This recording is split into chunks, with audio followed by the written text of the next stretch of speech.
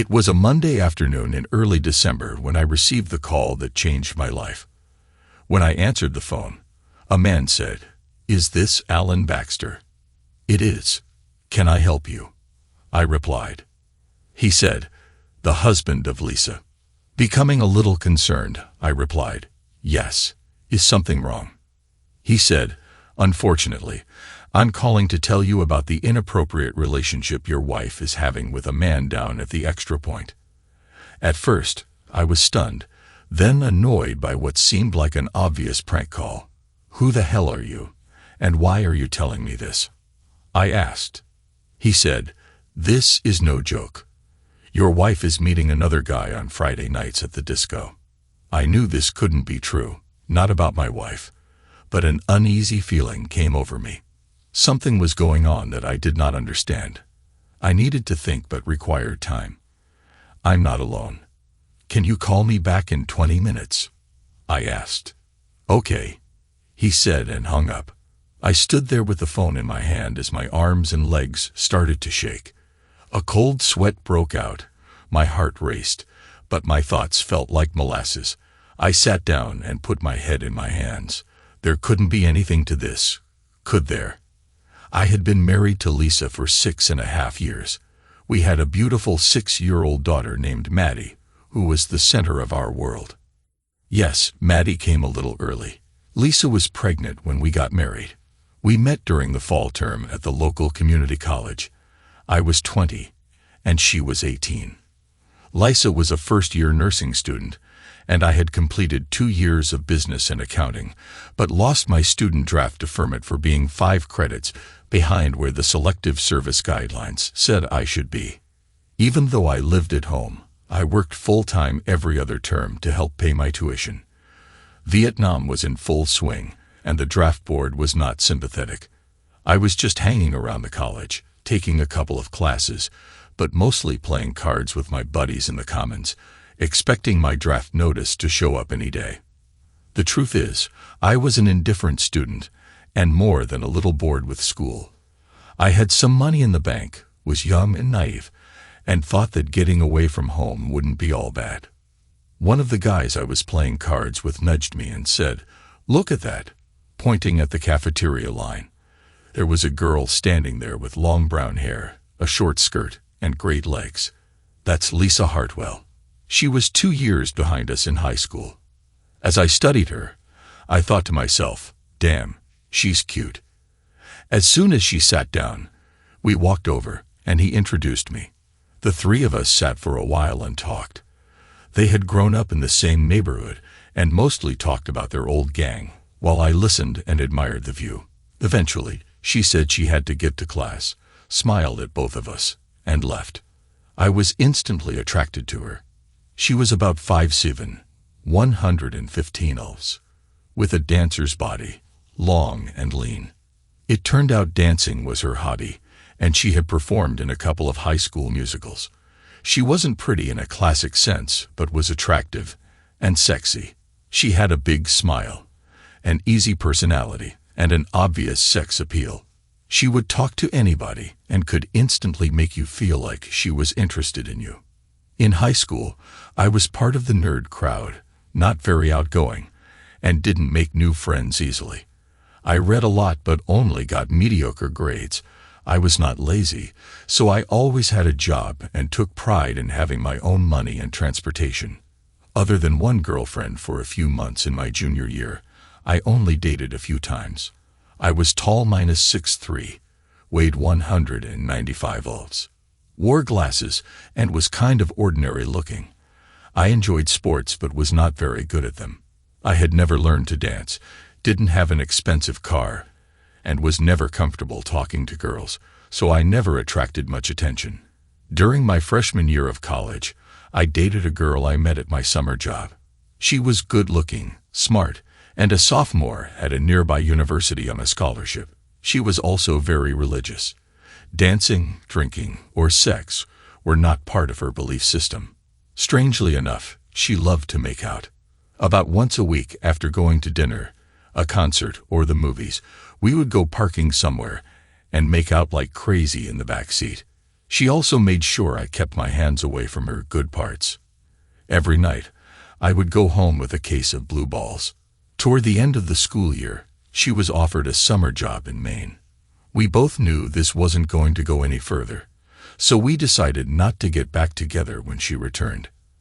After that, other than school and work, my social activities revolved around hanging out with the guys, beach parties, weekends at the lake, weather permitting, occasional poker nights, and college bars.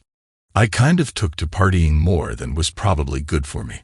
I know I gave my parents fits some weekends when I stumbled home in the wee hours of the morning.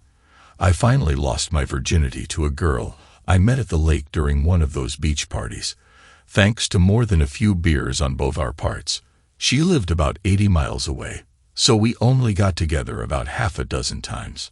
I had been her first two, so we never really explored the wilder aspects of sex.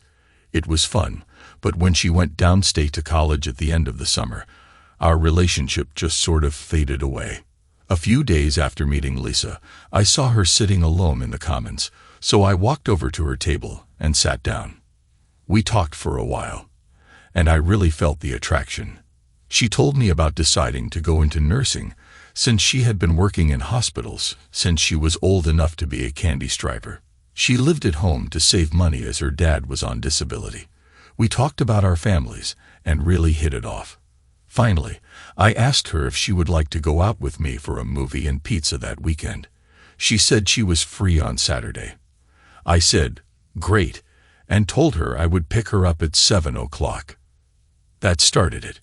After our second date, we ended up parking off one of the county's back roads and making out. She was so hot. After being in a clinch for a while, my hands started to wander. She finally pushed me away, sat back against the door, and said, "Let's talk about it." I mumbled, "First thing that comes up," and she laughed. Well, I had to laugh too. That cooled things down for the evening. A couple of weeks later, I was visiting her at her house, and we started to get into it. Her parents had gone to bed, but it was a small house, and you knew whatever happened in one part of the house could be heard in every part. I suggested we go for a ride. We drove over to a secluded wood a few miles away, climbed into the back seat, and were all over each other. We quickly got undressed. After a bit, I pulled back and looked around for my wallet. Lisa was almost panting. "What are you doing?" "I'm looking for protection," I said. "Don't worry," she replied. "I'm 2 days away from my period. I'm safe." I thought to myself, she's a nursing student, so she should know. We made love. Man, I had never felt anything so good. It was my first time without any barriers, and there was just no comparison. Once done, we lay there holding each other, both of us feeling something special had occurred. After that, I was completely smitten. We talked on the phone almost every day, went out once or twice a week, and almost always ended the night making love. It wasn't just physical, it felt like more. I didn't know if it was love, but it was close.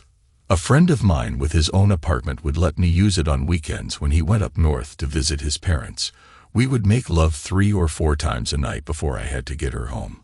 Lisa was totally uninhibited, energetic, and vocal. We both enjoyed taking showers together and trying out just about every position we had heard of. I wasn't her first, but she said there had been only one other guy she had dated in Florida during spring break. A few weeks later, the end of the college term and my draft notice arrived at about the same time. I had to report to the processing center in 30 days. Lisa got all teary-eyed when I told her and said she loved me. Up to that point, I had avoided saying the L word, but I had to admit I thought I loved her too. About a week before I was to leave, we were out, and Lisa had this nervous look on her face. "Alan, I need to tell you something. I'm late for my period." I thought, oh no.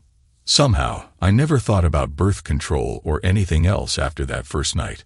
Neither of us had brought it up, so I assumed she was safe, on the pill or something.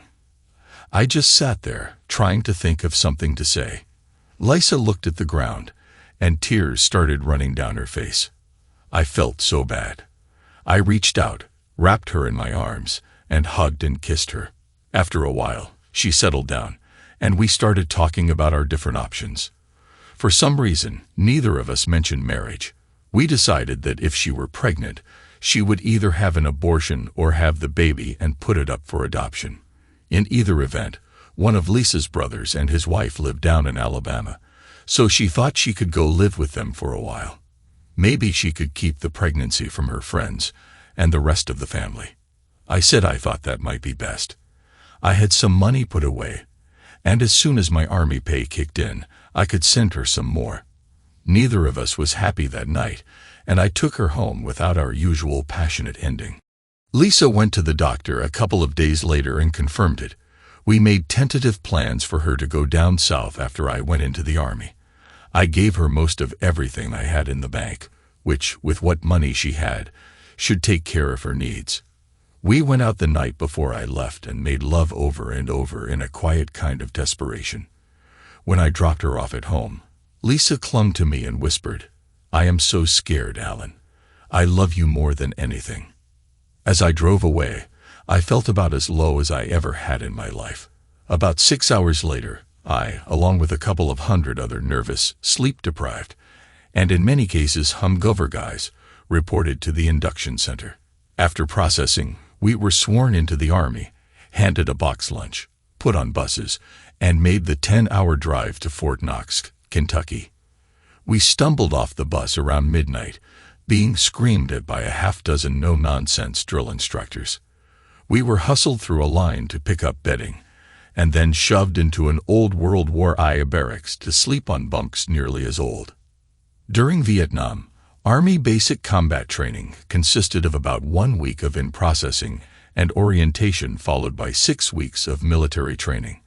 Advanced individual training would follow after that for whatever specialty you chose, or the Army had chosen for you. Basic training included all the usual things everyone has heard of: physical fitness training, rifle instruction and qualification, the obstacle course, drill and ceremony, land navigation, map reading, hygiene, and dozens of other necessary military topics. I found the trick to surviving basic training was to keep your mouth shut, do what you were told, and sleep when you got the chance. We were always exhausted from the high-speed, high-stress environment. I was a couple of years older than the average recruit, with 2 years of college, so I was made a squad leader after the first one crashed and burned in week 2. He had a sudden epiphany that he was a conscientious objector and was against the war.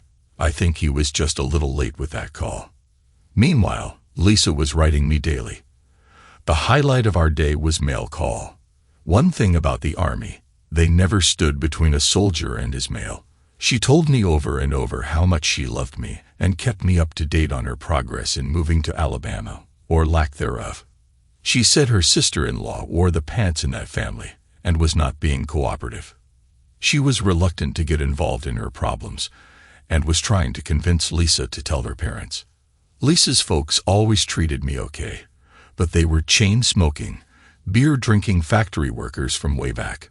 Her father, brother, and brother-in-law were bona fide alcoholics who cheated on their spouses, fought anyone at the drop of a hat, and, if not actually abusive to their kids, were at least neglectful.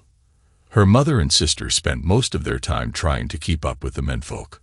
Lisa was the baby in the family and seemed to have escaped the worst of the family influence. She never developed a taste for beer and quit smoking as soon as she found out I didn't like girls who did. Somehow, I just did not get a warm and fuzzy feeling about them finding out I'd knocked up their baby daughter. As the weeks rolled by, I was totally involved in getting through training, but every night I was bombarded with letters from Lisa getting more and more desperate over the pregnancy. Between basic training and her letters, my gut was always in a knot. I frequently wrote back and called her whenever we were given phone privileges. She kept trying to work things out with her sister-in-law, but was getting nowhere. At the time, if your training went well, each company was promised a 48-hour weekend pass after week 4. Lo and behold, on that Thursday we were told we would be released Friday night and would not be due back until Sunday night. However, the terms of the pass stated you were not to go further than 50 miles from post, or you would be considered AWOL. There were 6 of us in my platoon who all lived in the same county and wanted to get home to see our wives or girlfriends. So we all chipped in, rented a car, and hit the road. It was more like 500 miles to home than 50. After 8 hours of driving, I was dropped off at my parents' house at about 2:00 in the morning. I got about 6 hours of sleep and then headed over to see Lisa. Her parents had gone up to the lake where they kept a trailer, so we were able to be alone. She started crying when she saw me at the door and held on to me like she thought she would never see me again. We went back to her bedroom, threw our clothes off, made love, talked, made love again, and talked some more. It had come down to her sister-in-law refusing to let her come to Alabama, and she thought she was almost 10 weeks along, almost too far along for an abortion. As we made love that last time that morning, she started crying and said, "I don't want to kill our baby." That stopped me in mid-stroke. I realized that I had only one option left. I knew I couldn't abandon her. Finally, I said, "Lisa, do you want to get married?" Not the most romantic of proposals, for sure. She wiped her eyes and whispered, "I don't want you to feel you have to marry me." I assured her I didn't, and I thought this would be the best solution. As much as I dreaded it, I would tell my parents before I left the next day to return to Fort Knox. She would have to tell her parents and start making plans for the wedding. I told her whatever arrangement she wanted to make would be fine with me, but she couldn't set a date until I knew where I was going after basic training. With the decision made, we were able to relax a little and think about what this meant. Was it love? I thought so. I knew I wanted to be with her, and that's all there was to it. The next morning, I caught Mom and Dad before they left for church and got the hard part over with. What made it easier was that my older brother had gotten married 2 years before when he got his girlfriend pregnant. Things were tense for quite a while, but they finally came around, and everything was forgiven when their baby came. I have to say a few things about my family. Dad was a mid-level supervisor for a manufacturing company, and Mom was a full-time homemaker and part-time teacher's aide.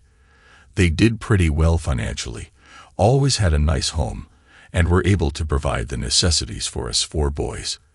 They were active in church and the PTA while I was growing up. We were expected to attend church every Sunday. As soon as I was old enough to get a job, I figured out that if I had to work on Sunday, I could get out of it. I always tried to work on Sundays. They didn't smoke, rarely swore or drank, were very family-oriented, and we never doubted they loved us. So when I told them that Lisa and I were going to get married, they had been over this ground before. Mom simply asked, "Do you have to?" "Don't have to, Mom. But Lisa is pregnant," I replied. Dad just got this grim look on his face, and Mom shook her head. "Have Lisa call me this week, and we can talk about your plans while you're off playing soldier." Then they left for church. I ran over to Lisa to spend a couple of hours with her, then met up with the guys for the drive back down south. As graduation approached, I received orders to Fort Polk, Louisiana, for my advanced individual training. The Army, in its infinite wisdom, decided I was to receive 8 weeks of on-the-job training to be an administrative assistant in the Post Adjutant General's office. I always figured it was because I had a couple of years of college and knew how to type. The best thing was that I could have up to 7 days of leave before reporting. I called Lisa and asked her if that was enough time to have the wedding. Lisa, her mother, and my mother had things well in hand and managed to pull it together. We had a nice church wedding, not too large, with a reception following. Lisa was a beautiful bride, and the dress she bought was loose enough to hide her beginning baby bump. Her dad supplied a keg, and most of her family was drunk by the end of the night. Lisa and I had a 3-day quickie honeymoon, and then I got on a plane for Fort Polk. We decided that Lisa would continue to live at home until I finished training and received a permanent assignment. She also decided not to return to college and went back to working full-time as a ward clerk at the hospital. Fort Polk was a hellhole. It had recently been reactivated as an infantry training post because of Vietnam. It was hot, muggy, and infested with cockroaches as big as your thumb. But I was working inside in an air-conditioned office, mostly as a glorified clerk typist, so my time there went by quickly. After about 6 weeks, I got orders to report to Germany at the end of my training. I couldn't believe my luck. Most of the guys coming out of AIT were being ordered to Vietnam. I had a delay in reporting to my new assignment, so I was able to spend 10 days at home. Lisa was about 6 months along, but still sexy as hell and horny all the time. My plan was to request leave for the baby's birth as soon as I got to my new unit. Lisa was going to stay with her parents until the last month of her pregnancy and then move to my folks' house. They had a couple of extra bedrooms that could better accommodate her and the baby. I flew over and was assigned as a maintenance clerk in an armored unit. It was another on-the-job training assignment, but it looked like it would be easy to learn. We were located on a small base near the East German border. It was the height of the Cold War, and our unit's primary assignment was to patrol the border, which we did about 1 week out of 6. I spent the next few months mostly trying to stay straight enough not to get into trouble. The beer available in Germany at the time was the best in the world. And cheap. It helped us forget our horniness. If you didn't stay stone-cold sober, the temptation to visit the legal red light areas in Würzburg or Nuremberg was overwhelming. I flew home a couple of days before Lisa's due date. She was as big as a house. She went into labor 4 days later. The delivery went well, and we soon had a beautiful baby girl we named Maddie. When I first looked at her, I could tell my life would never be the same. I hung around for about a week after the birth and enjoyed every minute of it. We made plans for Lisa and Maddie to come to Germany as soon as Maddie was old enough to travel. Everything came together, and about 3 months later, I was meeting my family at the Frankfurt airport. Living in Germany as a junior enlisted man with dependents was a struggle. Too junior to be eligible for military housing, we rented an apartment in a little village about 10 kilometers from the base. I had bought an old convertible VW Beetle whose body was about 3 different shades of blue and was probably on its 5th or 6th engine. Our furniture was old, beat-up rejects from base housing or cast-offs from other soldiers transferring out. We had no television, just a multiband radio. My pay was just enough to cover basic necessities, with a little left over to go to the movies once a month. Gas was cheap, so many weekends we would go day tripping through the German countryside. Our only other entertainment was each other. Maddie was a wonder. She was a happy baby almost all the time and would sleep 10 to 12 hours a night. Lisa was a great mom, and of course she was with her all day long, but when I got home, I would spend almost every minute she was awake playing with her. When she wasn't awake, Lisa and I played with each other. Our evenings were like the honeymoon we never had for 10 months, interrupted only by the times I had to do a border patrol rotation. We made love nearly every night, and in every way possible. I grew to know Lisa's body better than my own. And what a body she had. She had regained her figure quickly after Maddie was born. Her hips were a little fuller, her breasts a little rounder, but she still complained about how small they were. Yet there wasn't a stretch mark or blemish on her. She could turn on a dead man. Most times, Lisa was as enthusiastic and eager for sex as I was. She loved to tease me until Maddie was asleep. Making love was fantastic. Some nights, we would fall asleep spooning and then wake up later in the night, or in the morning, to go at it again. It wasn't just the sex. It seemed like we came to know each other so well we could finish each other's sentences. When we looked at each other, we almost always knew what the other was thinking. We never really had a fight. We would disagree at times, but never did we get angry. We talked about anything and everything. What we wanted out of life, what we wanted for Maddie, what we wanted to do when we got back home. We looked out for each other and did our best to make each other happy. The emotional bond we developed convinced me that this was forever.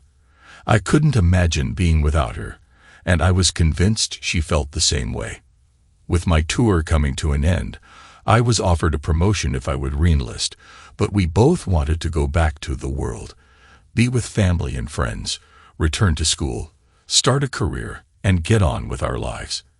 It was a great experience, and I was proud of my service, but it was time to move on.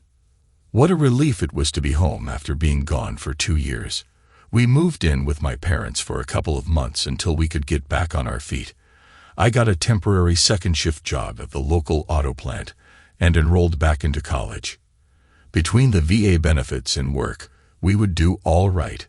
We bought a car, rented a townhouse, and secured used furniture from family and friends.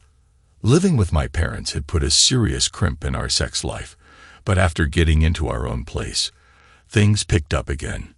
It never really got back to the honeymoon fever we had experienced in Germany, but it was still pretty great. 2 to 3 times a week was our usual frequency. We continued to enjoy making love in a variety of ways. We were always affectionate with each other, holding hands when walking together, touching and caressing each other frequently, and often cuddling on the couch while watching television. From time to time, the subject of having another child would come up, but neither of us seemed to want to commit to it. We had gotten into the habit of going out to the live rock and roll bars near campus with several other couples about twice a month. For me to dance required liberal amounts of alcohol and lots of people dancing around me. After a few drinks, Lisa would get me out on the dance floor, and we would really boogie. Slow dancing didn't bother me. Being able to hold Lisa was my inspiration and made me better than I actually was. But fast dancing, I was pretty much a typical white boy, few moves and rhythmically challenged. Lisa, on the other hand, could really shake it.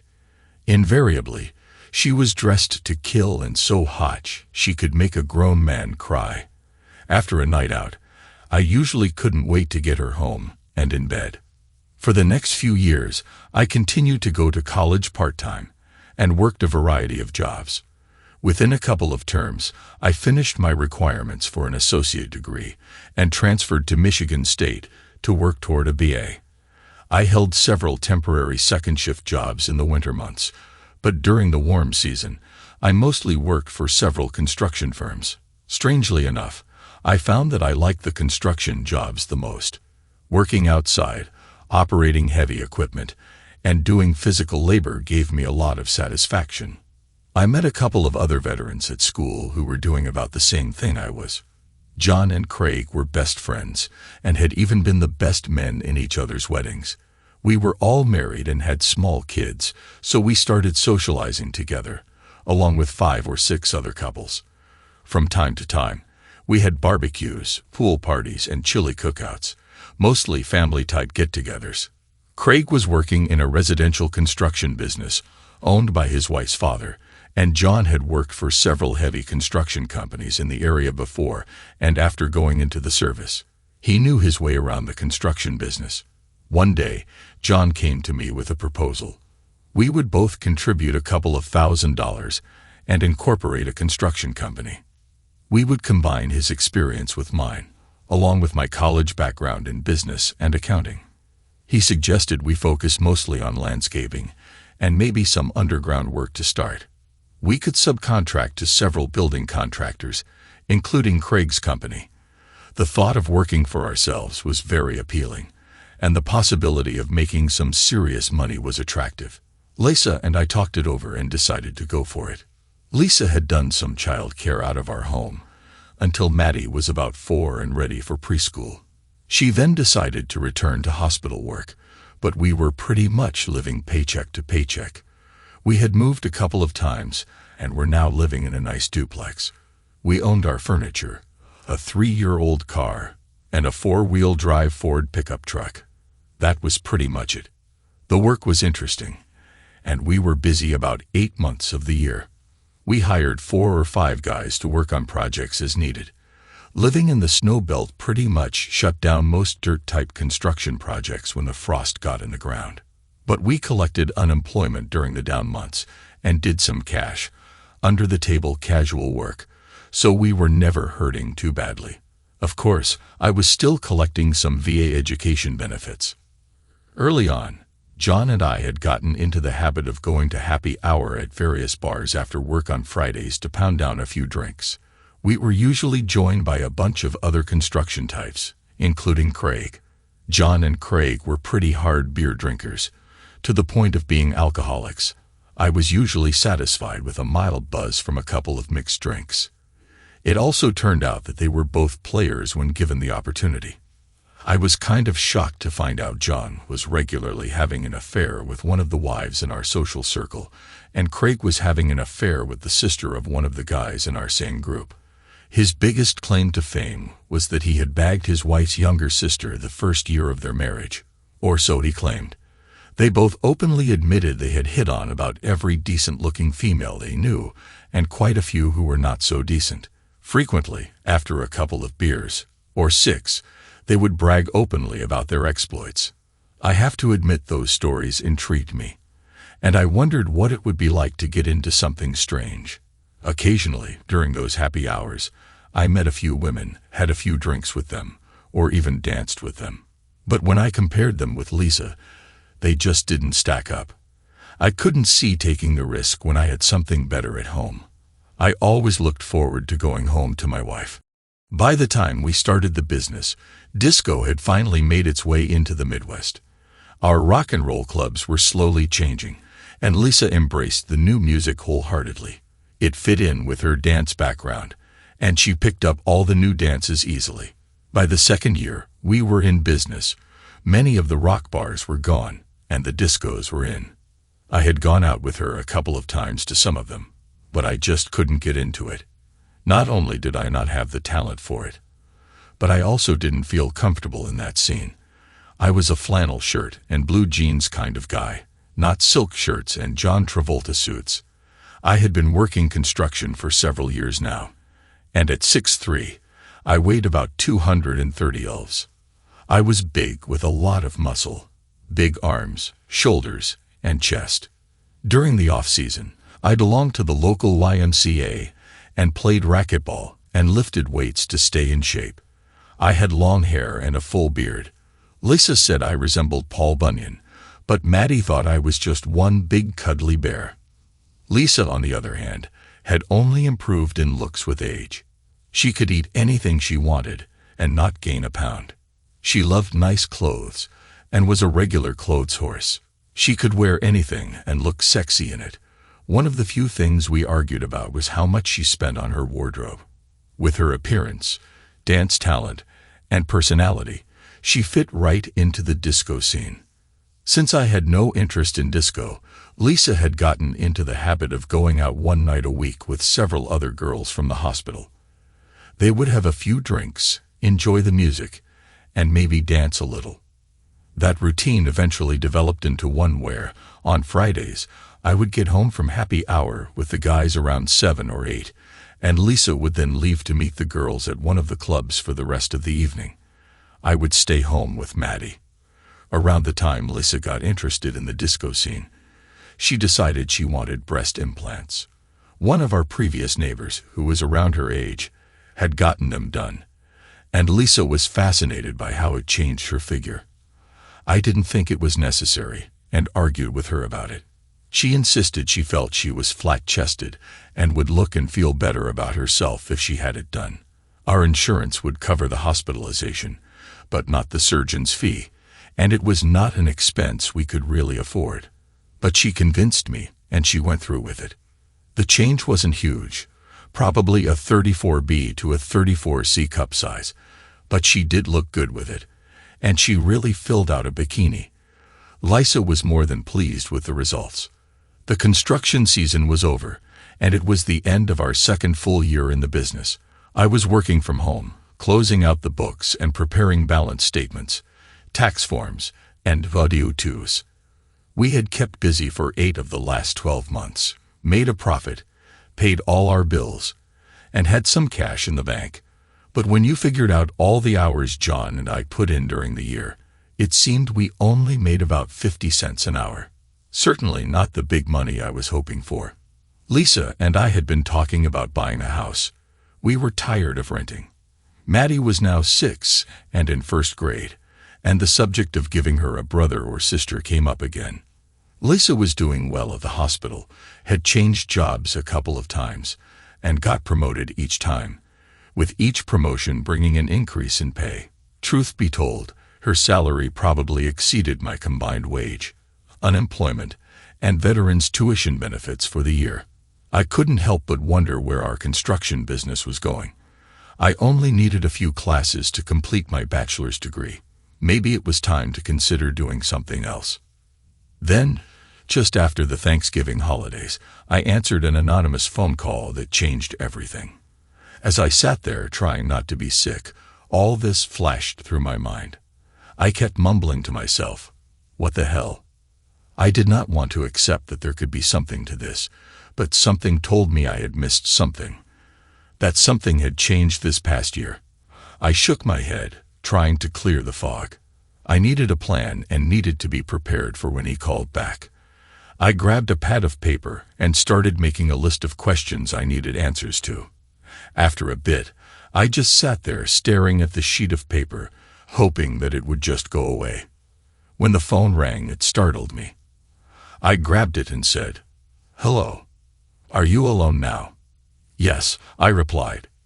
"Your wife Lisa goes to the Extra Point most Friday nights, doesn't she?" The caller asked. "Yes, she does," I said, dreading the next words. "She has been having an affair down there with a man named Dan Boos for several months now." Putting a name to him somehow made it more real. "How do you know?" I asked. He laughed. "They don't exactly keep it a secret. Everyone in that crowd knows what's going on." Dan, my thoughts kept bouncing between disbelief, anger, panic, and denial. "Why are you telling me this? Are you making this up because you're pissed at this guy? Or did you hit on Lisa and she shut you down?" He got angry. "I'm not making anything up. And never mind why. I just thought you ought to know." "Oh, sure you do," I thought. "So, when and where is this happening?" "Most nights, they head out to his custom van between 11 and 12. He's got it set up as a real bedroom on wheels. They don't usually come back to the club." With a sick feeling, I remembered waking up and hearing Lisa coming in after 2 a.m. a couple of Friday nights. When I asked her about it later, she just shrugged and said she stayed for the last set the band played. "How long has this been going on?" "I heard it started about midsummer, maybe earlier." "Is this Dan married?" "Yep, but he says his old lady doesn't care. They get together any other times or places. A couple of times, they didn't stay in the parking lot after they left the club. I heard him say they went to his house one time, and he said they met for lunch a few times. Then there was the sailing weekend." "Sailing weekend? What the hell are you talking about?" "I guess one weekend last August, Dan, Lisa, and 2 other couples went out on a big sailboat on Lake Michigan. I heard they had quite a time. It was like a big puzzle. One piece would fall into place, making a fit for several others. My mom and dad had asked me to come up to their lake cottage last August and help build a deck. Lisa's department had to cover Sundays at the hospital, so usually one Sunday a month, she had to work. That weekend happened to fall on her Sunday. I left Friday night and took Maddie with me. Mom and Dad never missed a chance to see one of their grandkids. Lisa said she thought she would go to the beach at Grand Haven on Saturday with Connie, one of her friends from the hospital. In fact, she said she might decide to stay the night with her and leave from her house to go to work on Sunday morning. I couldn't believe it. Lisa is scared to be on the water. She can barely stand to set foot on a pontoon boat. Maybe they never left the marina, but whatever they did, I heard it was a hell of a party. The implications of this story started to sink in. If it was true, then Lisa had actually lied to me. And if she had lied about this, what else had she lied about? "Where does this Dan Boos live?" I asked. "Oh no, I'm not going to be responsible for you doing something stupid. Besides, he's listed in the phone book." "What does he look like?" "He's about 6'1" or 6'2", probably about 180 elves. He's 32, has blonde hair combed back, is in good physical condition, a good dancer, and a decent-looking guy. Quite a smooth operator and makes a lot of money.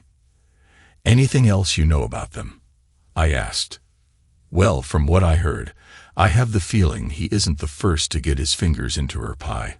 She's pretty popular down there, but Dan monopolizes her time now. She's not the first he has gotten into his van, that's for sure. But she is the first he has ever talked about like he was in love with her. He's talking about my wife. I wanted to puke. Angrily, I said, I can't believe this. Lisa isn't like that. Hey man, I'm sorry about this. But if it were me, I'd want to know. He actually said it with some sympathy, which just made me feel worse. Yeah, right. I slammed the phone down. I don't know how long I sat there. But the next thing I knew, Maddie was coming in the door from school. I pulled myself out of my funk long enough to give her a desperate hug and admire the schoolwork she had brought home. Eventually, I got her settled down with a snack and some cartoons on television. As I watched her, I felt my eyes tear up, thinking about what might happen to us. Was it possible that Lisa could be involved in something like this? Lisa would be home in a couple of hours. As I started dinner, I kept going over that conversation in my mind. The caller knew too many details to be discounted. I decided I did not want a confrontation, yet. Part of it was fear of the unknown. Part of it was still hoping and praying this was all a misunderstanding. But whatever it was, I needed to know the truth. As I thought about the call, I started thinking about what had changed in the last year or so. Lisa had always been something of a flirt. She would talk to anyone and wasn't shy. She enjoyed dirty jokes as much as anybody we knew. I know she got a kick out of the attention she received from other men. We had talked and laughed about it several times. I never believed anything could come of it. When I was out drinking with the guys, the topic of sex would always come up. Lisa was probably one of the best-looking women in our social circle. A couple of times, when the guys were half-bagged, I heard hints and rumors about her flirtatious ways and thinly veiled references to her fooling around. I always attributed those comments to alcohol and envy. Could there be more to it? Another thing I had noticed was that when Lisa first started going out with the girls to the clubs, she would always be home before midnight. Sometimes I would still be awake, and she would want to make love. Sometimes she would even wake me. If we didn't make love when she got home, we would for sure in the morning. But when she started coming home later and later, all that stopped. We never made love on Saturdays anymore. Sunday became the norm. In fact, she rarely made it out of bed before 11 o'clock a.m. on Saturdays unless I was working, and she had to watch Maddie. Another thing I noticed this past year was that Lisa seemed to exude more self-confidence than she ever had before. Maybe it was her improved figure or the way she dressed more professionally to fit her latest job promotion. She didn't seem to care about going up to Mom and Dad's cabin as much as she used to. I had the feeling she had less interest in what I was doing and how the construction business was going. While waiting for Lisa to get home, I looked up Dan Booz in the phone book. I found a Daniel and Patricia Booz listed in Grand Ledge, a nearby well-to-do suburb. Seeing it gave me another chill. I wrote down the number and address, collected all the notes from the phone call, and put them in my briefcase. I put on my game face and tried to act as if nothing unusual had happened that day. Somehow, I got through the evening. Lisa was as affectionate as ever, kissing me as she came in the door, slipping me a little tongue, and grabbing my butt. I kept looking at her to see if I could see something different, but there was nothing. She chattered on about her day at the hospital and the upcoming Christmas party our friends were having. She talked, laughed, and played with Maddie. Maddie wanted to put up the Christmas tree, and we kept trying to convince her it was too early. Later that night, I just lay awake in bed, trying to forget. Lisa cuddled up to me like she usually does and went right to sleep. The next morning, after Maddie left for school and Lisa for work, I got out my notes. I reviewed everything that was said and everything I had remembered. I decided I needed to search the house for clues. I went through Lisa's closet and dresser drawers, our storage boxes in the basement, and looked at our old charge account bills, telephone bills, and checking account statements. Nothing stood out. I looked through our correspondence drawer, loose note cards and miscellaneous bits and pieces of paper. Again, nothing. I got out our address book and started going through it. I didn't find anything until I got to the section for names starting with Z. Like most people, we didn't know anyone whose last name started with Z. On the second blank page after Z, I found a half-dozen pencil entries in Lisa's handwriting that were just initials followed by 1 or 2 phone numbers. One of the entries was DB, and the first number matched Dan Bus's number listed in the phone book. I felt like I had just been punched in the gut. I sat there staring at the page. At first, I was angry. Then I became sad and depressed. As inconceivable as it seemed, I had to accept the fact that my wife had a secret life I had no idea existed. A life that probably included behavior in direct conflict with our marriage vows. She thought so little of me that she actually wrote the evidence in our address book. I had to believe the story my unknown caller had told me was mostly true. If it was true, could I put it behind me? Would I be able to forgive her? With a sinking feeling, I didn't think we could put the genie back in the bottle. What about Maddie? Whatever happened, she would be the most affected. With what I now had, I figured I could find out the who, what, and where. But why could only be discovered through direct confrontation with Lisa. I had 3 days left before she went out again on Friday.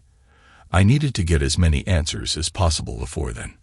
I had to know my options and be prepared to make a decision and follow through with it. I couldn't let this drag on. It was eating me up inside.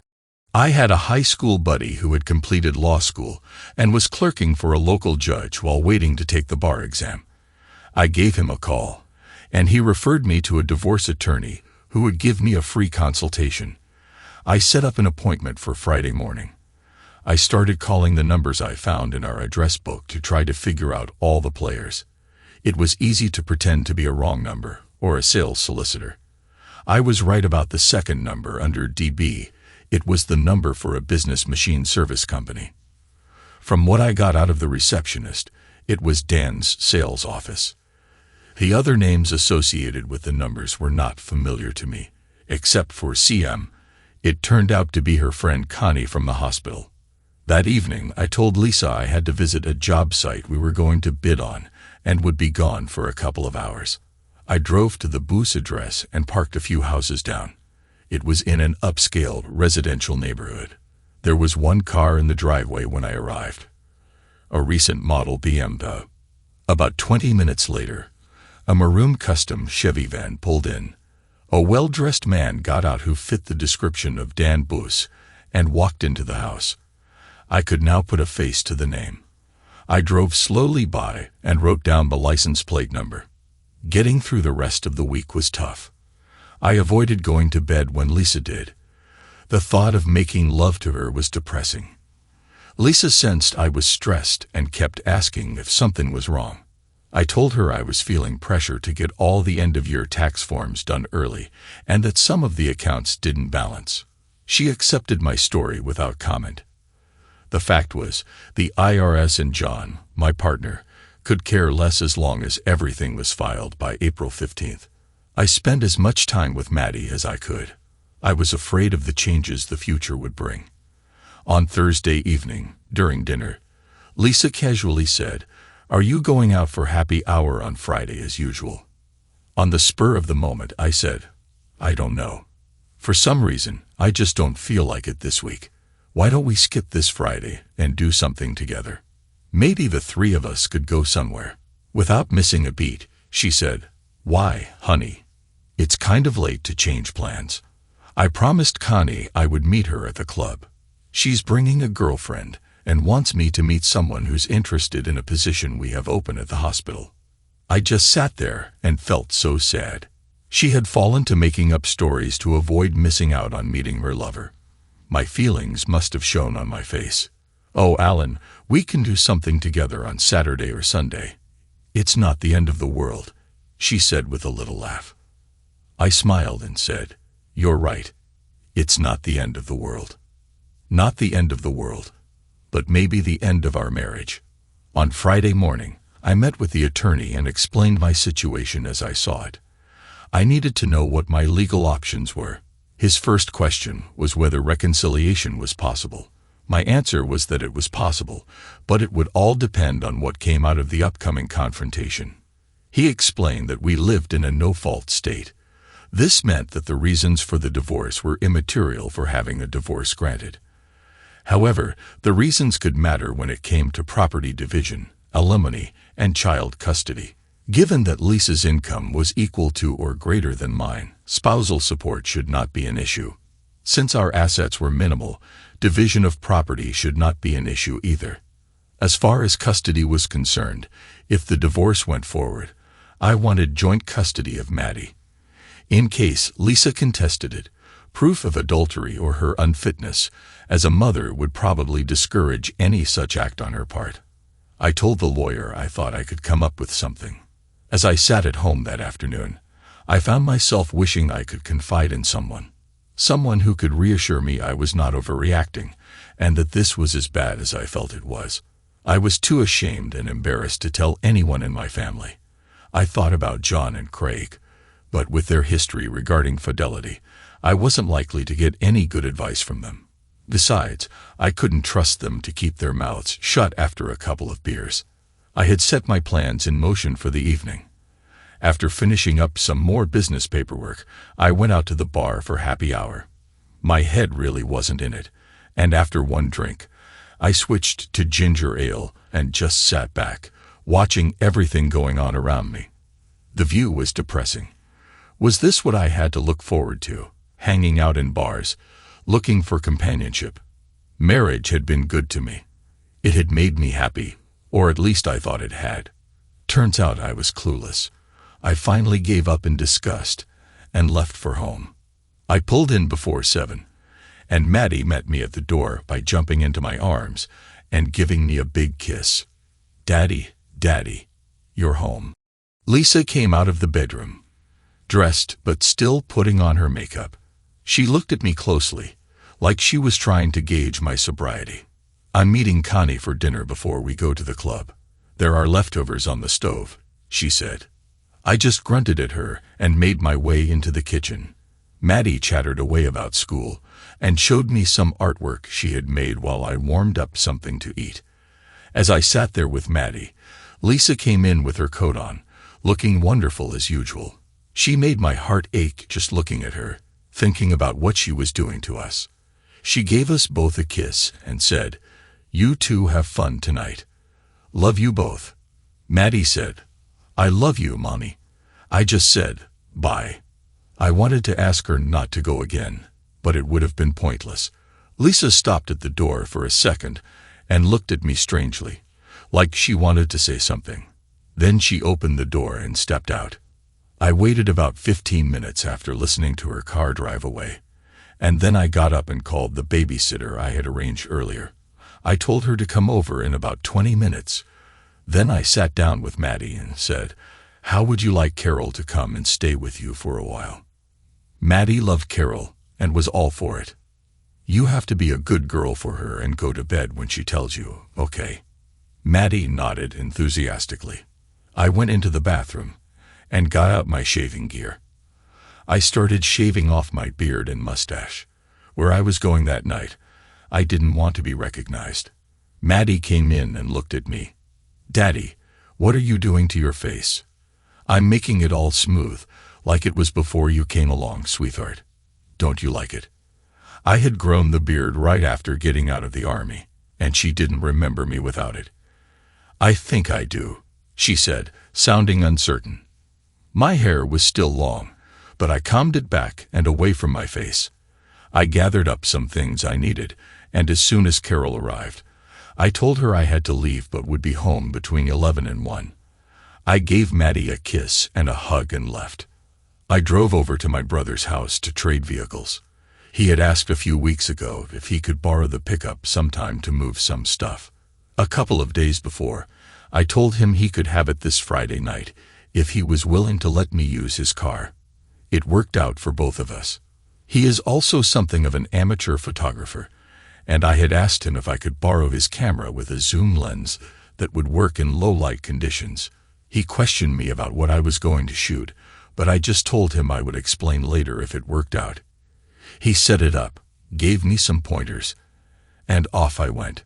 Snow flurries were coming down as I pulled into the club parking lot around 8:30. I cruised through until I found her car, all the way in the back in a dark corner.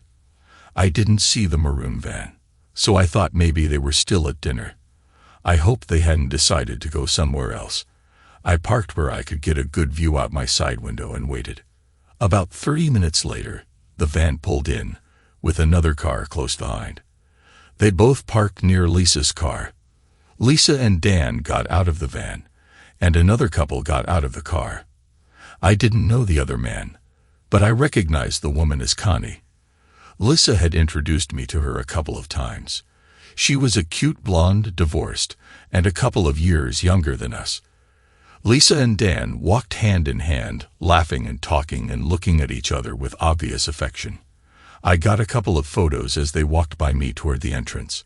Watching them reinforced the sick feeling in the pit of my stomach. I waited a few minutes and got out of the car. I had dressed differently than I usually did. Khaki pants and a dress shirt with a long dark raincoat and a Panama hat. I figured if I kept my head down, the brim would hide my face. The disco crowd tended to dress pretty eclectically, so I thought I wouldn't stand out if I stayed in the shadows. I slung the camera around my neck and hid it under the coat. I walked to the entrance, paid the cover, and went right to the bar, glancing under the brim of my hat just enough to find my way. I bought a Coke and started looking around. I figured if they came for the dancing, they would be near the dance floor and the DJ. I spotted them up front. They had put a couple of tables together and were sitting with 6 or 8 others. I made my way around the back of the crowded bar, staying against the wall as much as possible. I found a table with a single bar stool against the wall about 30 feet behind them. It gave me a good view of their table and the floor. I needn't have worried about being recognized. The only light in the club was around the dance floor and the bar, which made it almost impossible for anyone else to be seen from a distance. It was apparent that they all knew each other. The women were hugging and kissing each other's cheeks, and the guys were laughing and joking around. Connie was the only person I recognized, other than Lisa and Dan. I wondered if my whistleblower was one of this crowd. The music was playing, and most of the group paired up and moved out onto the floor.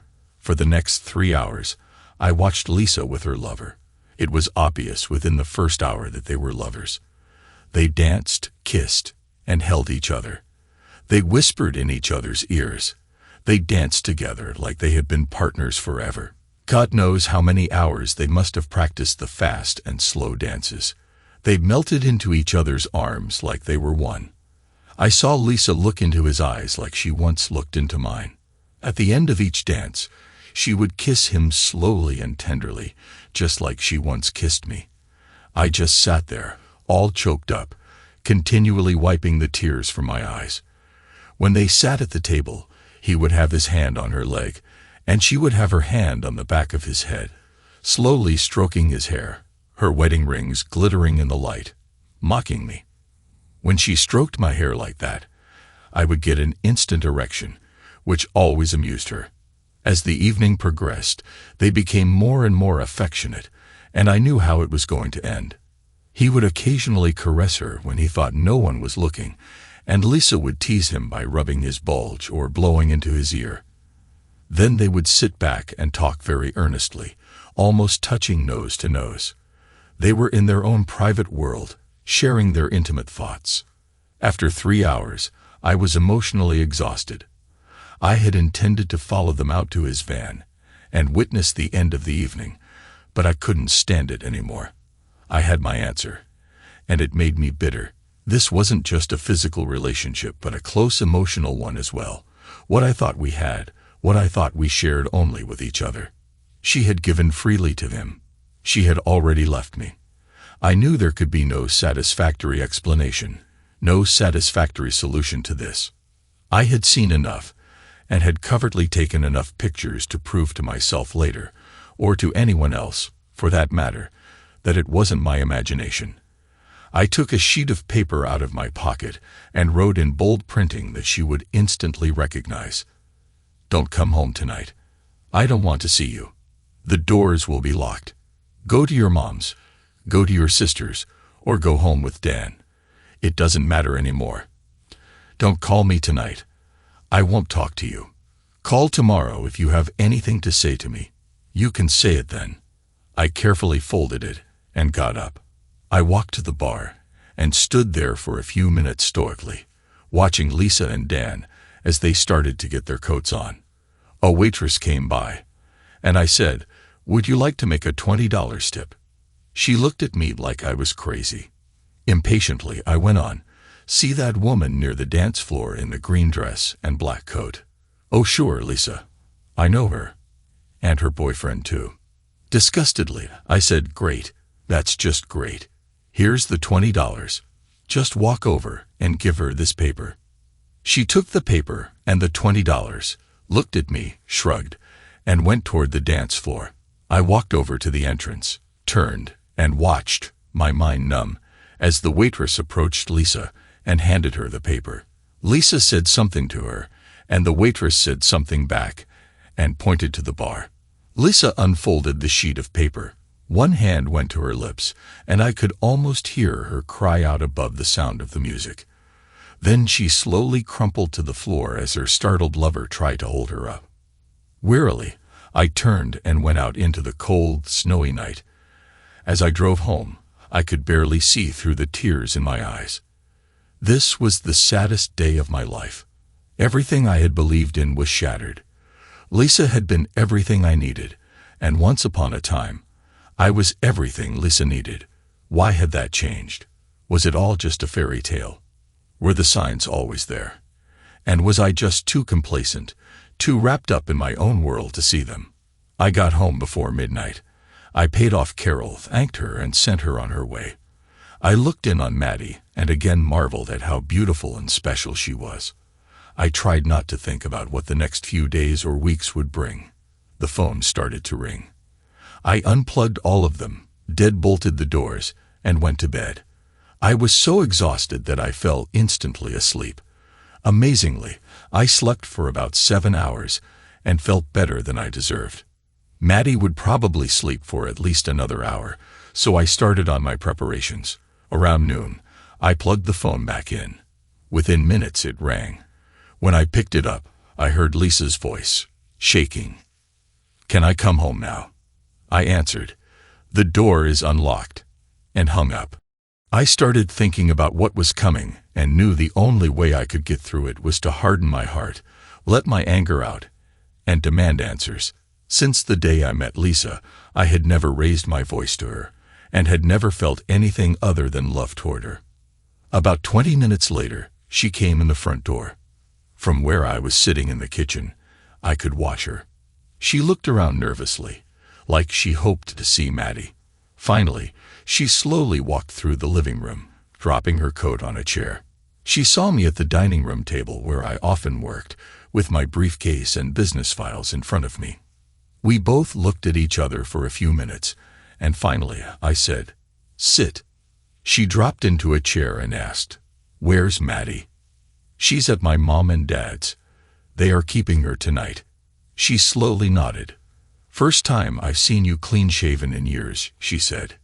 "It was time," I simply said.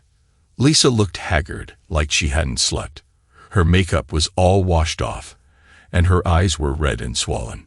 "Whose car is in the driveway?" she asked. "My brother's. He's using the truck to help someone move this weekend." Small talk exhausted us, and we sat in silence for a few minutes. Lisa was having trouble looking me in the eye. Finally, she cleared her throat and said, "Alan, what you think you saw last night wasn't what it seemed." I just stared at her in disbelief. She was actually going to try to lie her way out of this. "I see," I said. I pulled out our address book from under some papers and flipped it open to the Z's. I held it open in front of her and pointed to the initials she had put there. Jerry Drew is a stockbroker. Sharon Hughes is a real estate agent. And Steve Ostrander owns his own automotive services company. Don't you think a reputation for honesty is important to them? Do you think any of them would lie for you if subpoenaed to give a deposition under oath in a divorce action? The shock on her face dissolved into tears as she put her hands over her face and leaned over the table. Oh God, no. I was there from the time you arrived at the club until the minute you read my note. I know where you were going from there, and who with. I just didn't have the heart to follow the two of you out to his van. I watched her shaking her head in disbelief. Lisa, I want the truth from you. All of it, from the beginning of our marriage until now. If you try to lie to me, I will know. A lot of things have become clear to me this week, and I want to know everything. I was practically yelling in her face as I finished. Lisa shrunk into her chair and turned away from me. She started to get up, but I grabbed her by the wrists. Sit down. You are not going to run away from this or from me. She collapsed back into the chair and covered her face with her hands, refusing to look at me. I got up, poured some vodka and tomato juice into a glass, and put it in front of her. I wanted her to talk and talk freely. I knew she didn't handle confrontations well, and combined with the emotional shock and a little vodka, I hoped it would help get at the truth. After a while, she put her hands down and looked at me pleadingly. Alan, please, I love you. She closed her eyes and shook her head from side to side. God, I never thought this would happen. What? That you would screw around on me, or that you would get caught. I think I know which one it is. She started sobbing again. I waited a bit, then finally said, Tell me about Dan Bus. She started to dry her eyes and took a drink. Almost whispering, she said, I met Dan at the club. He was one of the guys in the group we always sat with. We danced quite a bit together and just kind of hit it off. That is certainly an understatement, I said harshly. And when did you start having sex with him? She cringed when I said that, turned away from me, and said slowly, We started sleeping together around January. He's married, no kids, older than us. He and his wife have an open marriage. And I bet you just happened to forget to tell him that we did not have an open marriage, didn't you, Lisa? Lisa didn't say anything. Come on, Lisa, you're leaving out a few things, aren't you? He makes a lot of money, wears expensive clothes, and drives expensive cars. He and his wife live in a very expensive house. She looked at me in shock. How did you know? I've been doing my homework. That's a high-roller crowd you've taken up with. Quite a different lifestyle than ours. At least from mine. She gulped down more of the drink, and I got up to get her a refill. Tell me, where did this sleeping around occur, and how often? She looked down at her hands. She started talking so low I had to strain to hear her. Usually every Friday after leaving the club, we would go to his van. And, I prompted, you can't describe it. Screwing, humping, or even making love. After watching the two of you all evening, it was obvious you were lovers, I said bitterly. Anyway, it's a little late for you to try to spare my feelings. She looked up at me with tears in her eyes. What do you want me to say, Alan? I want you to say you're sorry, or that it was a mistake, I shouted. But an affair that has lasted nearly 6 months is not a mistake, is it? And the only thing you're sorry for is that you got caught. She started crying again and didn't say anything. Where else did you go? His house? Our house? Hotels? Motels? I asked harshly. She wiped her nose and took another drink. We went to his house once, to a motel a couple of times, but never to our house. His house? In his bed? I asked. She nodded. So where was Mrs. Dan? She was out of town for the weekend. What else, Lisa? Come on, don't be shy. I'm sure there's more. She sat silently for a few minutes, nervously gripping her glass and staring into it. We would meet for lunch once in a while. No sex. Just lunch. Lunch. Anything else? She shook her head. No. Slamming my fist on the table, I said, Aren't you forgetting your big sailing weekend? I didn't think it was possible for Lisa to turn any paler. She had to be on the verge of passing out. I grabbed her as she started to slump to the floor. Recovering, she took a pull from her drink, hung her head in her hands, and started crying again. Finally, she gasped out, How do you know these things?" Shaking my head, I said, "Lisa, don't you get it? You were busted. You were ratted out. There are no secrets left. Now, tell me about the weekend you were too busy working to go up north with your husband and daughter." Shuddering, she hugged herself with both arms. "Dan is a friend who owns a sailboat he keeps over in Saugatuck. He invited Dan and me, and Connie and a guy she's been seeing, to go sailing for the weekend. You were already planning to work at your parents', so I told you I had to work so I could go, and you would take Maddie with you." I just looked at her disgustedly. "I guess it no longer bothered you to outright lie to me. And how ironic, you practically refused to set foot on a rowboat on a tiny lake where Mom and Dad have their cottage, but you were willing to spend a weekend on Lake Michigan sailing." Not looking up, she said, "We really didn't sail much. The water was calm, and we took the boat down the coast a bit and anchored about a half-mile from the shore. I had a few drinks, which helped me relax." I just stared at her. "So tell me, what did you do, anchored offshore with all that privacy and relaxation? Did you run around the boat naked and have wild sex with anyone and everyone?" Practically stuttering, she said, We did sunbathe nude, but I only had sex with Dan. In the cabin. A couple of times." She paused for a minute, and I just stared at her, waiting. "And later, Dan and I stayed the night on the boat in the aft cabin." Then, closing her eyes, she added, "When we took the boat out again on Sunday, I felt a sharp pain in my gut as it came back to me that we did not make love that Sunday night when I got back home. In fact, Lisa went to bed early, claiming she didn't feel well. The only time I can remember missing a weekend when she wasn't having her period. Now I knew why." Sarcastically, I said, "Wow, you had quite a sex-filled weekend. You just had nothing left to give when your poor, clueless husband came home after being away from his loving wife for 3 days." Lisa didn't say anything, just started crying again and shaking her head. We just sat there a while, Lisa sobbing quietly, and I lost in my thoughts. I finally got up and refilled her glass and put it in front of her. I didn't have to force myself to be angry anymore. I was angry. Lisa looked up at me tiredly. Please, I need to go lie down." Her voice shook, and her hands could barely hold the glass to her lips. She was starting to slur her words a bit, and I knew exhaustion and alcohol were affecting her. I glared at her. "Not yet, Lisa. We are not done here." Crying, she said, "Please, I've told you everything." Somehow, I don't think so. It occurred to me to wonder how you were able to so easily slip into a long-term affair and keep it hidden. No change in your behavior, no change in your attitude toward me. I paused and said, "Could it be because this wasn't your first affair, that you have cheated on me before?" Lisa looked at me with her mouth open, trying to say something.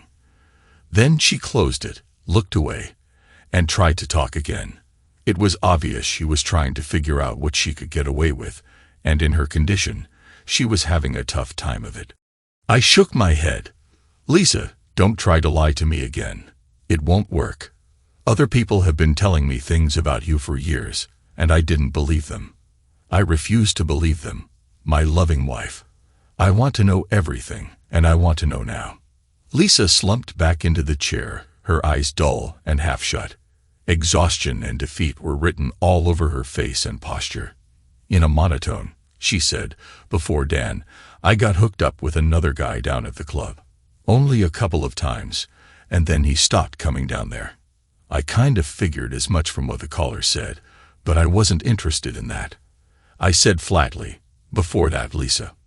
Lisa shut her eyes and sobbed. "Once, the year before you started the business, I messed around with a couple of guys when you were working nights at the assembly plant." "And they were?" I pressed. She opened her eyes and whispered, "You know, don't you?" I gritted my teeth and said, "Say it." She said, "John and Craig." I could almost feel the clunk as that piece of the puzzle fell into place. The suspicion had been in the back of my mind the last couple of days. Lisa was probably the best-looking woman in our social circle, and if John and Craig had hit on every good-looking woman they knew, why had they not hit on her? Of course, the answer was, they had. But Lisa had never mentioned it. She would have, if they had been unsuccessful, or if she had been upset about it. And of course, John and Craig wouldn't tell me, but they hinted at it after having a few too many beers. I was too trusting to take them seriously. Not only had my wife betrayed me, but she had betrayed me with the two people I thought of as probably my best friends, and one of them also happened to be my business partner. Sarcastically, I said, "Did you do them together, or one at a time?" She just stared ahead, focusing on nothing. "You remember that time when Craig was stopped by the cop a mile from here for DUI? The cop let him off because he said he was going to his girlfriend's house just a few blocks away." She just grunted, and I knew it was coming. He came in, and we had a couple of drinks. Maddie had been asleep for several hours. The cop followed him over here and wouldn't leave. He just sat in his car in front of the driveway. Craig suggested we turn off all the lights and act like we had gone to bed. So we did. When we went into the bedroom, we started making out. Her voice dropped. "You know what happened next?" "Yeah, I know." Craig has told the story about the cop several times with a very different ending. At least when I'm in the crowd. After a few minutes of silence, I said, "And John?" A couple of weeks later, John showed up on a Friday night after happy hour. He was pretty loaded. We sat on the couch, watched TV, and had a few drinks. He started feeling me up and kissing me. He said he wanted me. I was having my period and told him that.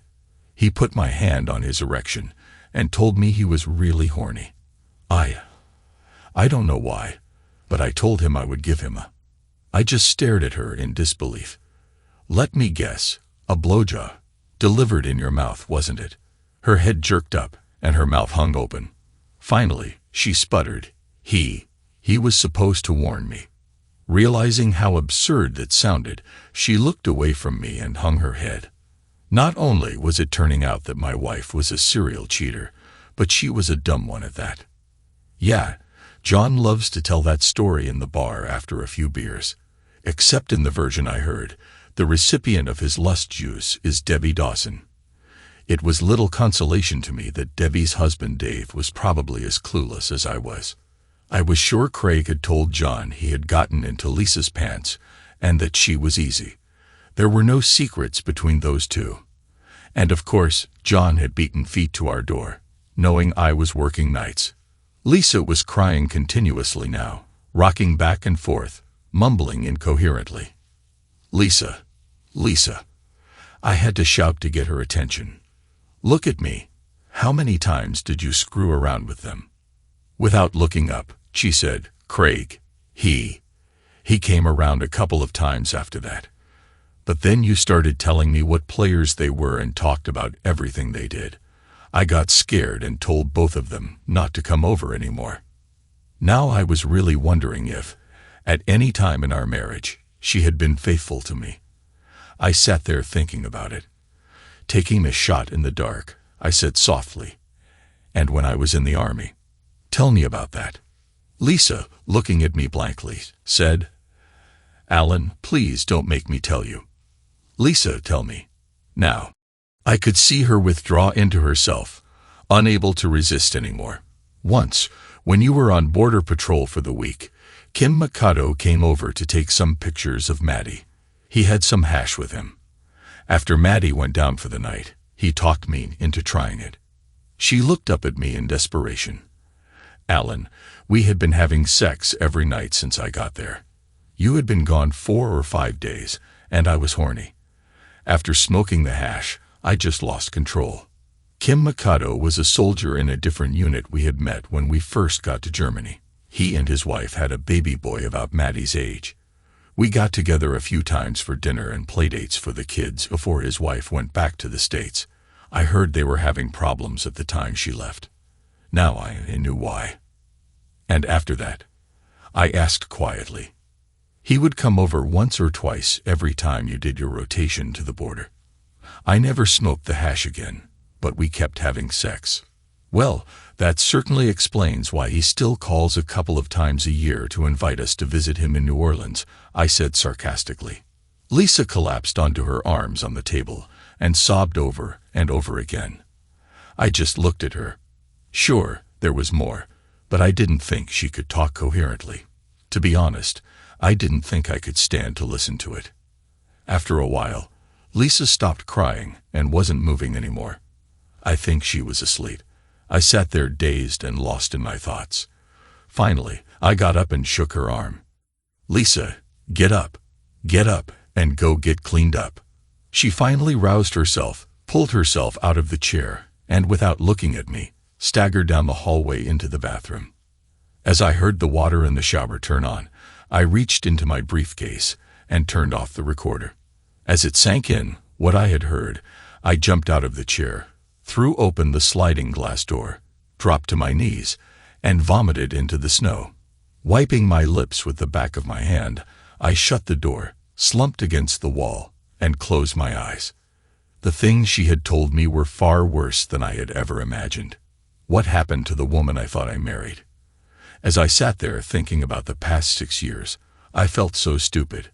I wondered how I had ever gotten through a day. God, what a chump I'd been. My wife was not my wife, and my friends were not my friends. I knew there was no getting past this, and that my entire life was going to change. While I sat there thinking, I heard the shower stop, and Lisa go into the bedroom. Finally, I pulled myself to my feet and walked down the hallway. Lisa was collapsed across the bed on her stomach, naked and sound asleep. A week ago, the sight would have aroused me, and I would have jumped in bed with her in a second. I admired her long legs and beautiful body, but the realization that I was just one of many she shared herself with made me turn away in disgust. I walked back into the living room and threw myself on the couch. Within minutes, I was asleep. When I woke up a couple of hours later, all was quiet. I got up and fixed myself something to eat. I was just finishing a sandwich when I heard Lisa get up and go into the bathroom. A few minutes later, she appeared in the kitchen in her bathrobe. She looked at me with desperation. Alan, please. I love you. I always have. Without emotion, I said, then why, Lisa? You have hurt me in the worst possible way. I don't believe anyone could hate me enough to hurt me like this. How can you still say you love me? I don't know, Alan. I don't understand it myself. It just never seemed really wrong to me. I guess I liked it when men paid attention to me. And when I was doing it, it was like I was someone else. Just Lisa, not Lisa Baxter. You never found out, and it didn't seem to hurt anyone. It never changed how I felt about you, about us. Trying to hurt her, I said harshly, you know what a married woman is called who sleeps with other men. She just looked at me blankly. A whore, Lisa. She gasped and put her hands in front of her face. Not only a whore, but a whore who screwed my best friends and my business partner. Please, Alan, don't say that. That happened almost 2 years ago, and I regretted it. That was then, and this is now. That's your excuse for John and Craig. What about Dan Bus? Do you regret that relationship too? Lisa looked down at the table and whispered, it was more than just sex with Dan. We are friends. Please, Alan. Don and I share a lot. Music, dancing, things you were not part of and didn't seem to care about. I just stared at her in disbelief. That's your reason for betraying me and our marriage vows. Of course, by the time you met Dan, the point was moot. I drummed my fingers on the table, thinking about what she had just said. You want to continue your relationship with him. Is that what you're saying? She didn't say anything, just kept staring at the table. And you think I should just sit back and accept it? Finally, she looked up at me hopefully. Listen, Alan, we could have an open marriage too. An open marriage, like Dan and his wife. We would still have each other, but we could both see other people. My God, this is just so surreal. And whose idea was this? I said slowly. Again, she wouldn't look at me. Don and I talked about it a couple of times, but it never seemed to be the right time to bring it up. I couldn't help myself. I started shouting. You have been screwing around on me for our entire marriage, and when you get busted, your solution is to turn me into a cheat too. If that is what you wanted, you should have told me before the very first time you screwed up. Then I could have made my own decision about what kind of marriage I wanted and how I wanted to live my life. Lisa just sat there, shaking her head, tears running down her face. I slumped back into my chair. Everything that I believed to be true about you and our relationship has been destroyed. Everything I thought I had learned over the last 6 years was exposed as a lie in just 6 days. Either you have been incredibly clever, or I have been incredibly stupid. I shook my head. I suspect I know which one it was. I sat up straight. Lisa, you made the choices, but all of us will face the consequences. You, me, and Maddie. But you were too busy taking care of yourself to think about us, weren't you? It was all about you. No, it wasn't like that. Lisa whimpered. Lisa, I don't know who you are. I still love the woman I thought I married, I said. I shook my head. But maybe she existed only in my mind. I certainly don't love the woman you have become. We sat in silence for a few minutes as I gathered my thoughts and the courage to say what I had to say next. I intend to file for divorce. I have consulted an attorney. There should not be any issues regarding the division of property or alimony. I intend to file for joint custody. If you contest it, I will drag out everything you have done over the last 6 years for everyone to see. At the very least, you have proven yourself not to be a fit role model for our daughter. Lisa collapsed into the chair, crying.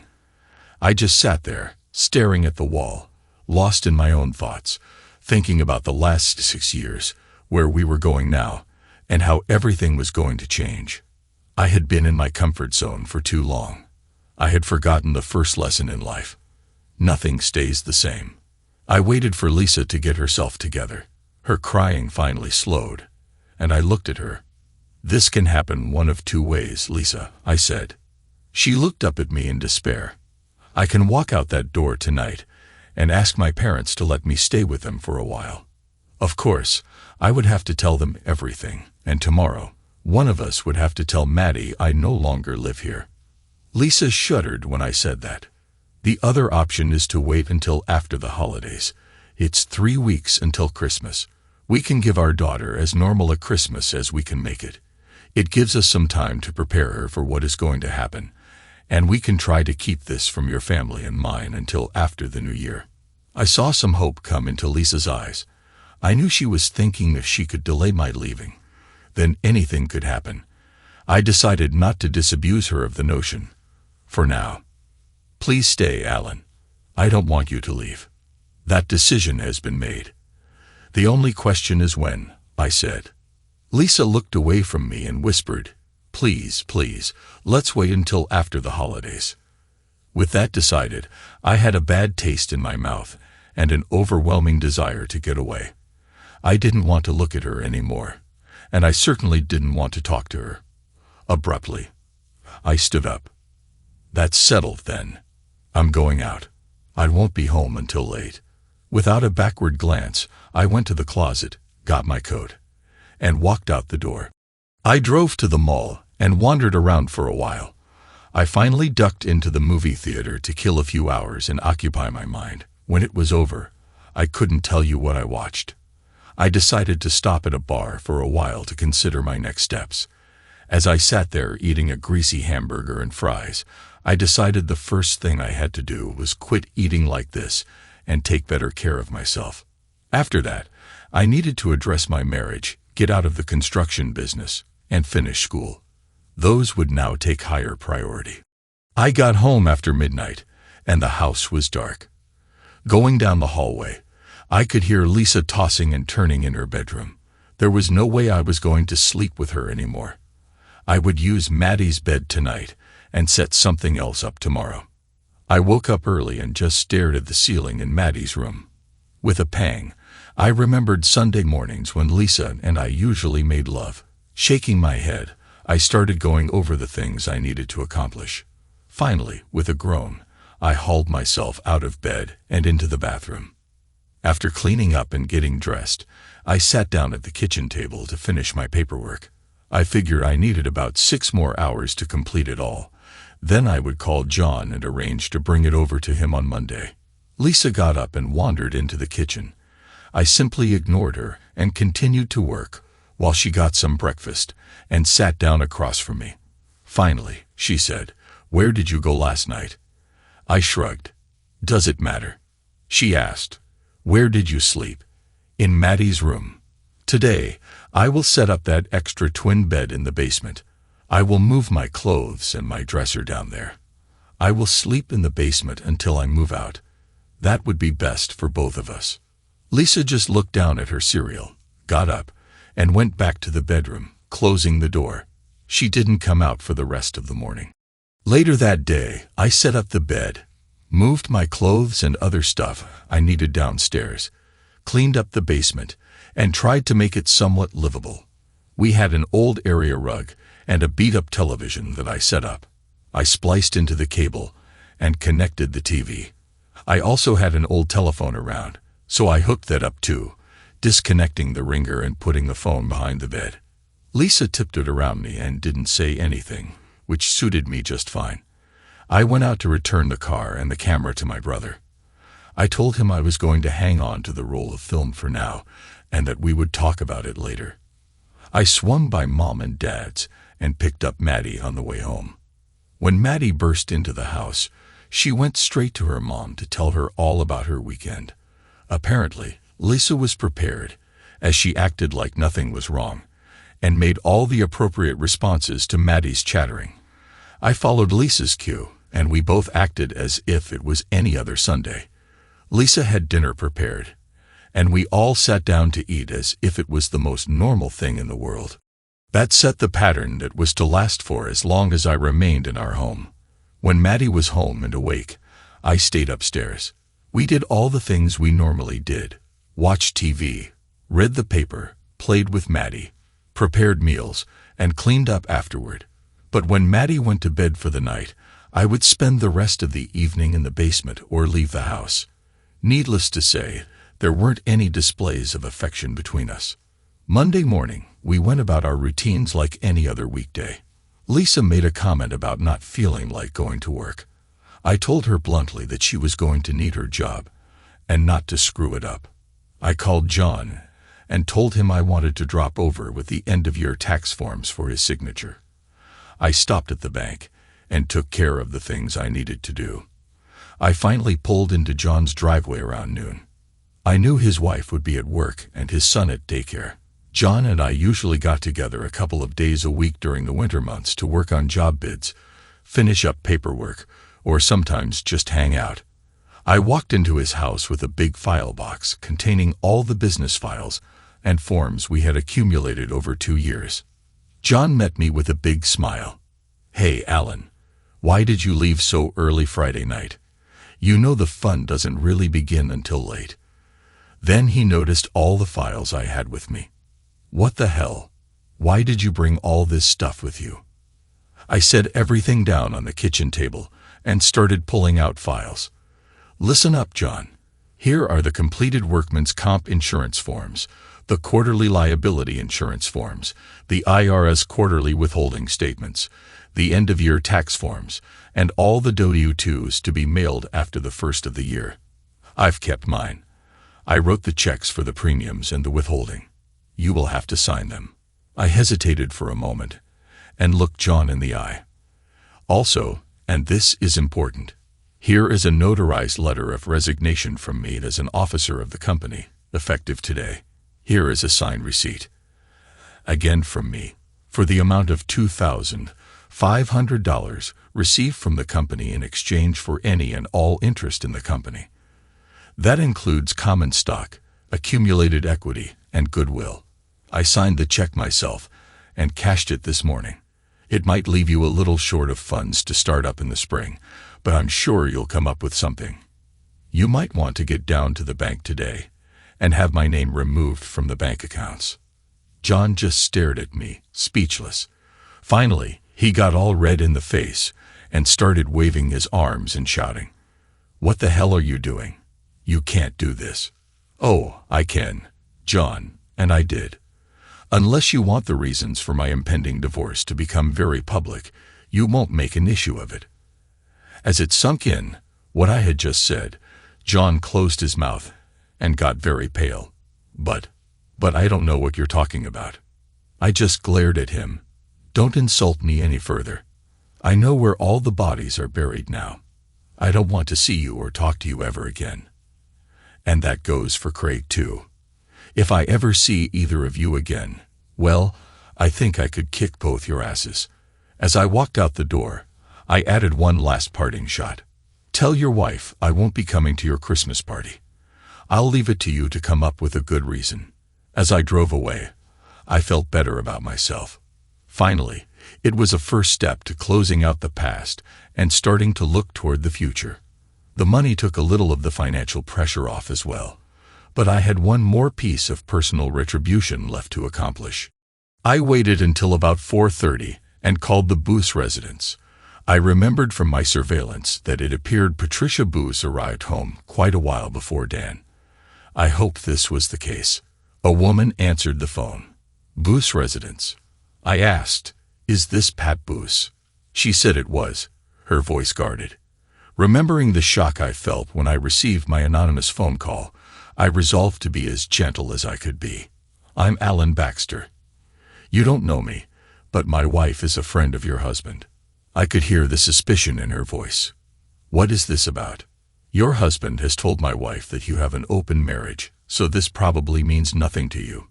I recently found out they have been having an affair for over 6 months now, and I am filing for divorce because of it.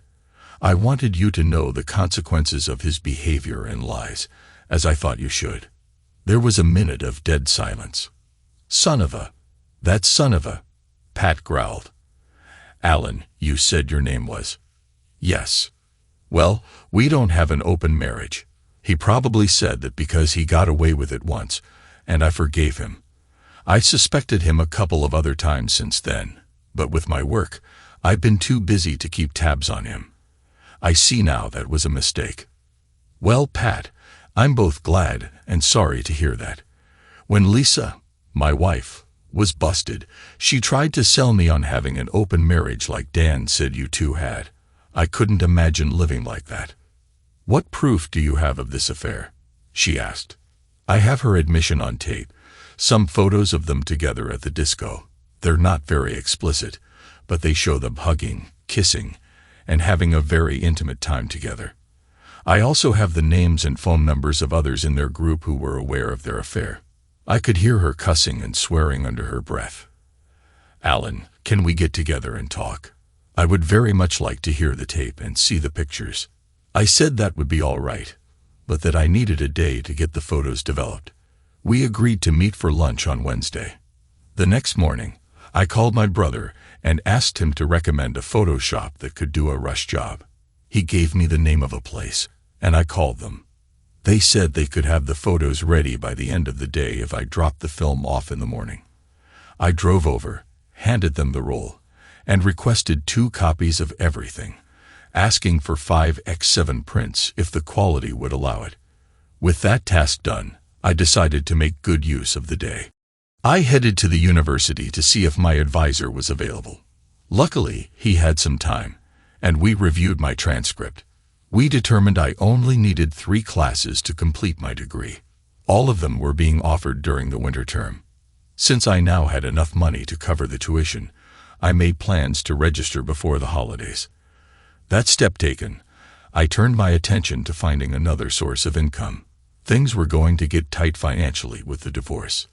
The Army Reserve and National Guard had been sending me letters and making calls for years, trying to recruit me back. I decided to call both recruiters to see what they had to offer. The Guard offered me a 1-year trial enlistment at my old rank. Since I was prior service, they promised a $500 bonus, half paid upon signing, the other half after completing the year. It wasn't a fortune, but $500 would cover a good chunk of the divorce costs, and the monthly drills would pay about $200. The position they offered was an admin role at state headquarters, just 10 minutes from home. 1 weekend a month and 2 weeks next summer seemed manageable, so I accepted the offer. Wednesday afternoon, I picked up the pictures and headed to the restaurant to meet Patricia Boos. When I arrived, I saw a woman standing by the cash register, scanning the room. She was about 5'8", blonde, attractive, and well-dressed. She looked like she was in her mid-30s, possibly older than Dan. I approached her. "Pat." She smiled grimly. "You must be Alan." I nodded and suggested we get a table. As we walked, I observed her composed demeanor, though I could sense the tension beneath it. Once seated, I suggested we order first, and then we could talk. After placing our orders, I gave her some background about myself, Lisa, and Maddie. Her expression tightened when I mentioned our daughter. Pat then told me a bit about herself and Dan. They had met in college, married shortly after she graduated, and had been together for over 10 years. She had a thriving business, and they had decided early on not to have children. She admitted she had forgiven Dan for an affair 5 years ago, but suspected him of other indiscretions since. She said she had been too consumed by her work to dig deeper, something she now deeply regretted. After our food arrived, I recounted the events leading up to my discovery of Lisa's affair, sparing no details. I handed her the list of names and phone numbers from Lisa's address book. She scanned it, her face darkening. Then I pulled out the recorder and played the part of Lisa's confession, where she admitted to the affair with Dan. Pat's face tightened when she heard Lisa mention being in Pat's home. By the end of the recording, her hands were clenched into fists. I shut the recorder off before the tape delved into anything unrelated to Dan. Finally, I showed her the pictures. They weren't overly explicit, but they captured the intimacy between Lisa and Dan. The hand-holding, kissing, and the way they looked at each other. Pat's composure faltered, and tears welled up in her eyes. She wiped them quickly, trying to hold it together. "Thanks, Alan. Can I have copies of these?" she asked. "They're yours to keep," I replied. She studied the photos again, then sighed deeply. Dan had an affair about 5 years ago that I found out about. We almost divorced, but he convinced me it was over and would never happen again. I should have known better. This time, it's the final straw. I don't need this, or him. She looked up at me. "I'm sorry about your marriage, and about your daughter." I nodded. "It's not your fault. They're adults and made their choices. Now it's up to us to pick up the pieces and move on." We both sat in silence for a moment. Finally, I gave her my phone number and told her to call if she needed anything, or just to let me know how things turned out. Pat managed a small smile. "Thanks. Sometimes it's good to know there's someone who understands what you're going through." The rest of the week passed in a blur of paperwork, planning, and dealing with the mundane details of life. At home, Lisa tried to put on a brave face for Maddie, but when Maddie wasn't around, she had a haunted look. At night, I could hear her crying in the bedroom. Part of me felt a guilty satisfaction that she was hurting as much as I was, but it didn't make the pain go away. Several times, Lisa tried to talk to me about us, but I walked away every time. I limited our conversations to Maddie, bills, or household chores. I did tell her I had enlisted in the National Guard and quit the construction business, but she didn't ask any questions.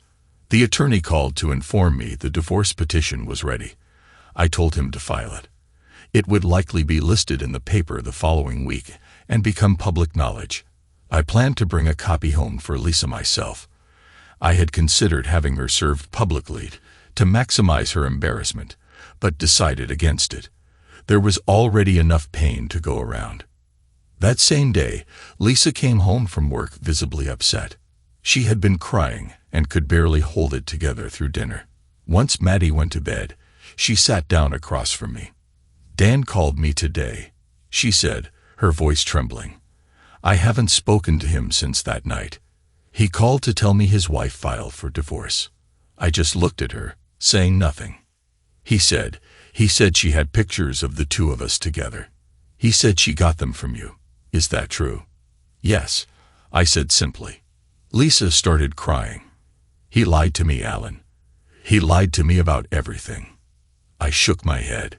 He's a player, Lisa, and he played you. He told you exactly what you wanted to hear. Without another word, I got up and went to the basement. Lisa became more haggard and withdrawn after that conversation.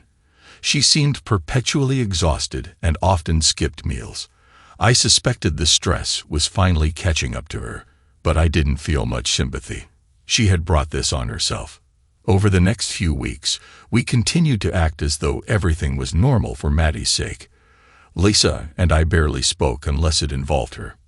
Maddie, thankfully, seemed unaware of the tension, and I tried to give her as much love and attention as I could. At night, after Maddie went to bed, I stayed in the basement or left the house. I couldn't bear being in the same space as Lisa for longer than necessary. A few days into the new year, I received a call from Lisa's mother. She was frantic and barely coherent. Alan, something's happened. Liza, she's in the hospital. What? What happened? I asked sharply. She overdosed. They think it was an accident, her mother said, her voice breaking. I felt a jolt of alarm, but kept my tone steady. Is she okay? She's stable now, but she's not waking up. Maddie's here, and she's very upset. Can you come get her? I told her I'd be there shortly.